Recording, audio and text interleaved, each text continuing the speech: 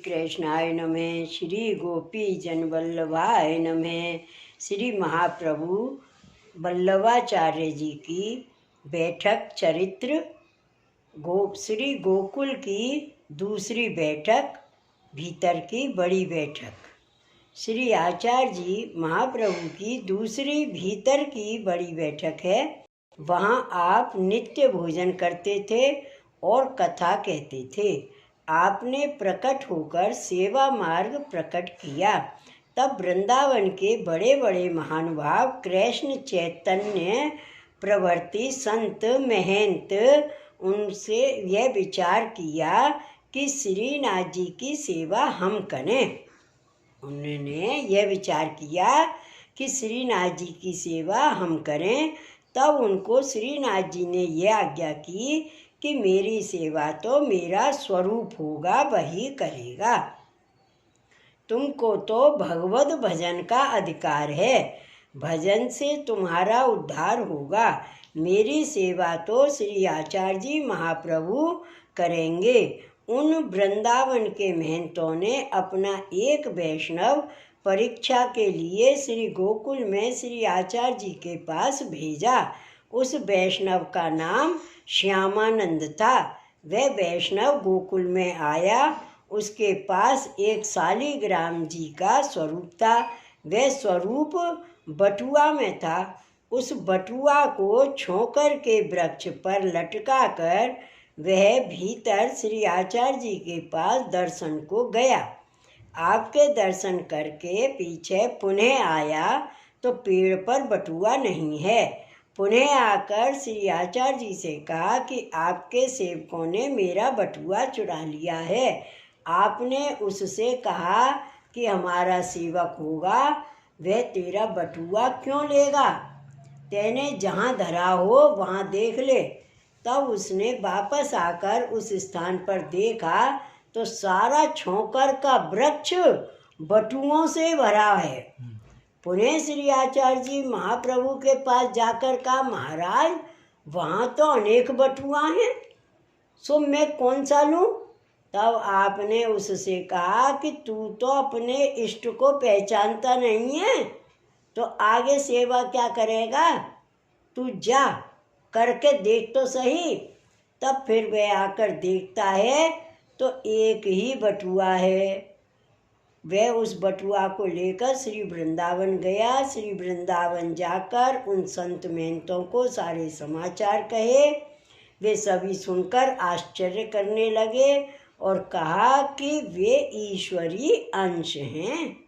यह चरित्र आपने भीतर की बैठक में दिखाए। ऐसे और भी आपने अनेक चरित्र दिखाए हैं।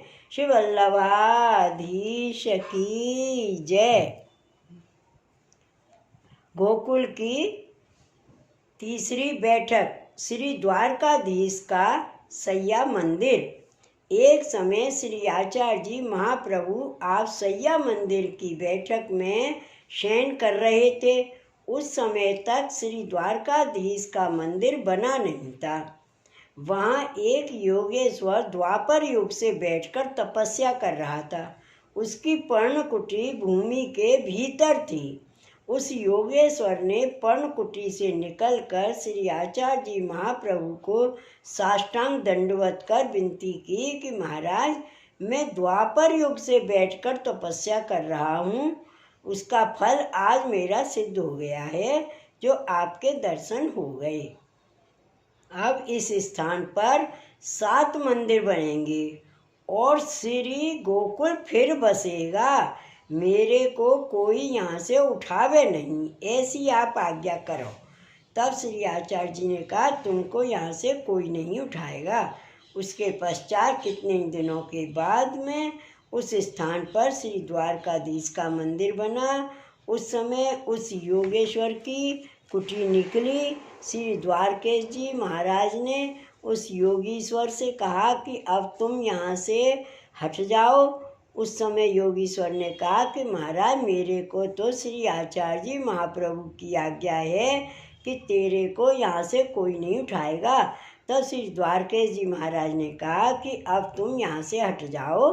वह कुटी 16 हाथ नीचे भूमि में प्रवेश कर गई। तब वहाँ श्री द्वारकानाथ जी का मंदिर बना, उसमें श्री ठाकुर जी विराजे, किंतु वहाँ नित्य राजभोग सरने के पश्चात महाप्रसाद में कृमि कीड़े होने लगे। श्री द्वारके जी महाराज ने श्री गोकुलनाथ जी से पूछा। श्री गोकुलनाथ जी ने कहा कि मैं श्रीनाथ जी से पूछकर उत्तर दूंगा। उसके पश्चात श्री गोकुलनाथ जी नाथ द्वारा पधारे। राजभोग पीछे श्री गोकुलनाथ जी महाराज सैया मंदिर के द्वार पर खड़े रहे। वहाँ श्रीनाथ जी को सब वृत्तांत का। उस समय जम्हाई लेकर श्रीनाथ जी ने आलस्य युक्त यह वचन कहे कि जो तस्येदम कर्मणा फलम। पश्चात श्रीनाथ जी सैया मंदिर में पौड़ने को पधारे। श्री गोकुलनाथ जी ने श्री द्वारके जी को सर्व समाचार कहे। इसलिए कितने ही दिनों तक श्री द्वारकानाथ जी श्री मथुरेश जी के पास विराजे। यह चरित्र सैया मंदिर की बैठक में दिखाया। श्री वल्लभाधीश की जय। श्री गोकुलनाथ की जय। जय जय श्री गोकुलेश।